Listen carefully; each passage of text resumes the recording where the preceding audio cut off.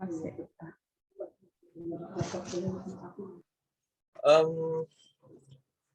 Oke, Assalamualaikum warahmatullahi wabarakatuh. Sebelumnya kami ucapkan terima kasih kepada dosen pengampu mata kuliah Ekologi Lingkungan, Bapak Dodit Ardiatma STMSC, karena sudah memberikan kami tugas ini. Dan sekarang kami akan mempresentasikan tugas yang sudah kami kerjakan dengan judul penurunan kadar amonia, nitrat, dan nitrit dengan karbon aktif. Tugas ini disusun oleh tim kami,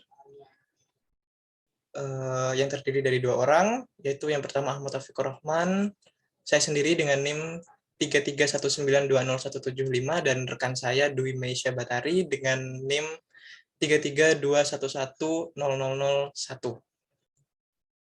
Dalam tugas ini kami akan membahas 3 bagian, yang pertama pendahuluan, yang kedua pembahasan, dan yang ketiga daftar pustaka. Dan yang pertama kita akan membahas pendahuluan terlebih dahulu. Yang kami rasakan saat ini dan apa yang sudah kami dapatkan dari literatur, limbah cair sudah menjadi salah satu masalah serius karena memiliki kontribusi yang besar dalam pencemaran air. Seperti bisa dilihat di gambar dalam slide yang sebelah kiri, itu limbah cair yang sedang mencemari ekosistem perairan air. Kemudian sebagian besar air sungai merupakan bahan baku air yang digunakan perusahaan air bersih untuk memenuhi kebutuhan air bersih dalam masyarakat.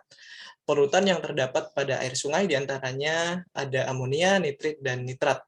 Dan senyawa-senyawa ini dengan konsentrasi tinggi pada air sungai akan meningkatkan kandungan organik, sehingga berpengaruh terhadap meningkatnya pemakaian bahan kimia berupa gas klorin pada instalasi pengolahan air bersih. Dan karena adanya kasus ini, maka dibutuhkan metode untuk menurunkan kadar amonia, nitrit, dan nitrat yang ramah lingkungan dan efisien agar penurunan gas klorin dapat diminimalisasikan.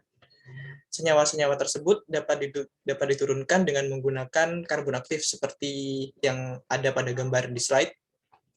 Itu gambar karbon aktif sehingga dapat mengurangi penggunaan gas klorin pada instalasi pengolahan air bersih tadi. Kemudian kita akan lanjut pada pembahasan.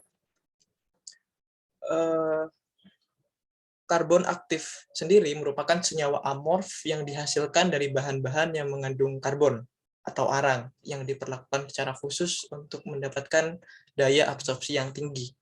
Ini adalah salah satu kekuatan dari karbon aktif, yaitu daya aktif memiliki daya serap yang sangat besar, yaitu 25-100% terhadap berat karbon aktifnya sendiri.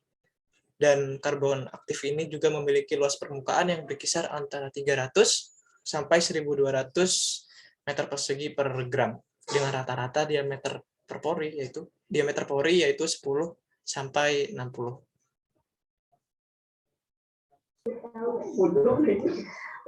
Selanjutnya yaitu keberadaan karbon aktif itu sendiri.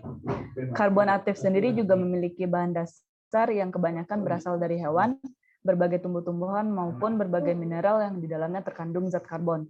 Salah satunya arang dari batok kelapa yang dapat kita lihat pada slide sebelah kiri, merupakan sumber karbon aktif terbanyak yang bisa kita temui di lingkungan. Selain itu, untuk mengambil arang dari batok kelapa ini, kita juga memanfaatkan limbah untuk agar mengurangi limbah yang berada di lingkungan sekitar. Selain itu, karbon aktif dapat terkandung dalam arang kayu beras, arang yang didapat dari pengolahan batok sawit, arang kemiri, batang jagung, dan masih banyak lagi lainnya.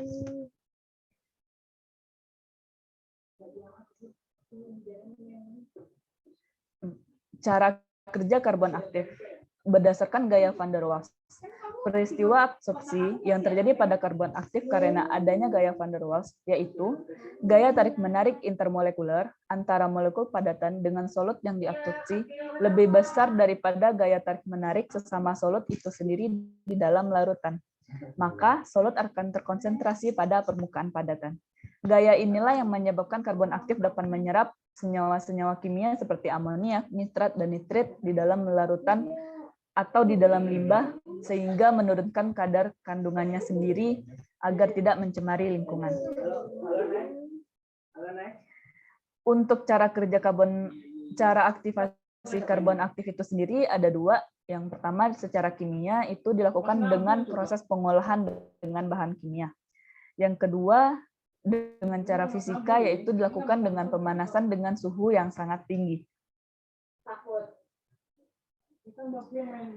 Kegunaan karbon aktif pada lingkungan, yang pertama digunakan untuk penjernihan dan pemurnian. Ini digunakan pada air dan gas untuk kebutuhan rumah sakit maupun domestik. Yang kedua, pada bidang farmasi. Karbon aktif digunakan sebagai penetral dari berbagai limbah obat-obatan dan racun. Yang ketiga, karbon aktif juga digunakan untuk pembuatan gula pasir. Pada pembuatan gula pasir, karbon aktif ini digunakan untuk menghilang warna kuning dari gula pasir yang berada di pasaran. Selanjutnya, karbon aktif digunakan pada filter industri makanan. Contohnya pada pengolahan air pada perusahaan air minuman soda. Yang kelima, karbon aktif digunakan untuk kebutuhan pabrik kimia. Karbon aktif digunakan untuk kebutuhan pabrik kimia itu digunakan sebagai penetral limbah cair yang akan dibahas yang telah kita bahas pada PowerPoint ini. Selanjutnya, karbon aktif juga dapat digunakan untuk tambak untuk mengubah air laut yang asin menjadi tawar. Selain kegunaan karbon aktif tadi, tentu juga karbon aktif memiliki dampak terhadap kesehatan. Apabila terkonsumsi, karbon aktif itu sendiri akan menyebabkan muntah, sembelit, tinja berwarna hitam, perut bengkak, sumbatan usus besar, rendahnya suhu tubuh, tekanan darah rendah, dan lain sebagainya.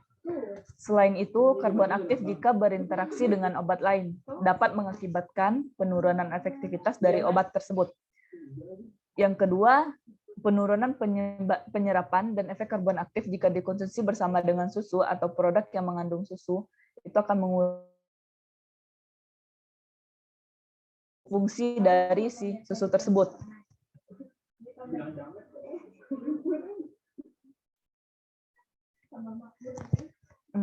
Untuk karbon aktif itu sendiri memiliki kandungan yang harus dipenuhi berdasarkan syarat yang telah diatur dalam SNI agar bisa memiliki fungsi sesuai dengan kaidahnya.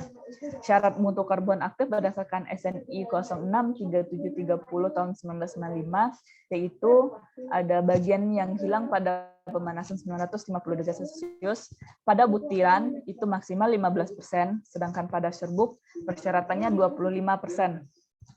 Untuk kandungan kadar air dan kadar abunya sendiri, kalau kadar air pada butiran itu maksimal 4,5%, sedangkan pada serbuk itu maksimal 15%. Sedangkan kadar abu pada butiran maksimal 2,5%, sedangkan pada serbuk itu maksimal 10%.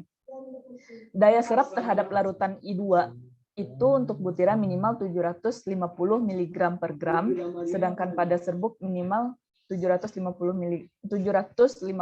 mg per gram. Intinya antara butiran dengan serbuk karbon aktif ini terhadap daya serap larutan I2 itu kandungannya sama atau persyaratannya minimal harus 750 mg per gram. Terakhir karbon aktif murni itu persyaratan kalau butiran minimal 80%, sedangkan serbuknya minimal 65%. Sekian, terima kasih hasil presentasi dari kelompok kami. Semoga bermanfaat dan terima kasih kepada Bapak Dodi telah memberikan proyek ini kepada kita. Semoga ilmunya bermanfaat untuk kita semua. Terima kasih. Assalamualaikum warahmatullahi wabarakatuh.